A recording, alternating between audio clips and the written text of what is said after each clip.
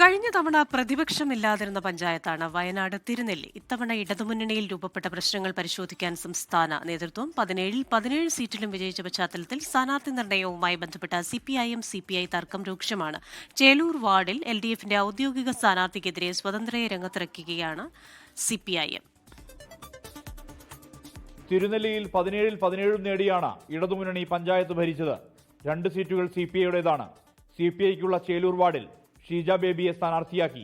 ഇതിനു പിന്നാലെ CPIM പ്രാദേശിക നേതൃത്വം C പുഷ്പയെ സ്വതന്ത്ര സ്ഥാനാർത്ഥിയായി രംഗത്തിറക്കി. കഴിഞ്ഞ ദിവസം തെരഞ്ഞെടുപ്പ് റാലിയിൽ നിന്നും പ്രകടന പത്രികാ പ്രകാശനത്തിൽ നിന്നും വിട്ടുനിന്നാണ് CPI ഈ വിഷയത്തിലെ അതൃപ്തി പ്രകടിപ്പിച്ചത്. ഇടത് വിമത സ്ഥാനാർത്ഥിക്കായുള്ള പ്രചാരണത്തിന് ചുക്കാൻ പിടിക്കുന്നത് CPIM പ്രാദേശിക നേതാക്കളാണെന്നാണ് CPIയുടെ ആരോപണം. LDF സംസ്ഥാന നേതൃത്വം ഈ വിഷയത്തിൽ ഇടപെട്ടിട്ടുണ്ട്. ഇതിൽ ഗൗരവമായ പരിശോധനയുണ്ടാകുമെന്നും ഒറ്റപ്പെട്ട സംഭവമെന്നുമാണ് LDF കൺവീനർ പറഞ്ഞത്. ഈ തിരുനെല്ലിയിലുള്ള പ്രശ്നം എന്ന് പറയുന്നത് ഒരു ഒറ്റപ്പെട്ട സംഭവമാണ്. ഞങ്ങൾ അത് പാടെ ഉപേക്ഷിക്കല്ല. അത് അത്തരമൊരു സാഹചര്യം എങ്ങനെ രൂപപ്പെട്ടു വന്നു എന്നുള്ളത് ഞങ്ങൾ ഗൗരവമായിട്ട് പരിശോധിച്ച് ആവശ്യമായ നിലപാടെടുക്കും. ആ ഒരു ഒറ്റപ്പെട്ട പ്രശ്നം ഈ വയനാട് ജില്ലയിലെ ഇടതുപക്ഷ ജനാധിപത്യ മുന്നണിയുടെ തെരഞ്ഞെടുപ്പ് പോരാട്ടത്തെ അത് പൊതുവെ ബാധിക്കുന്നതല്ല.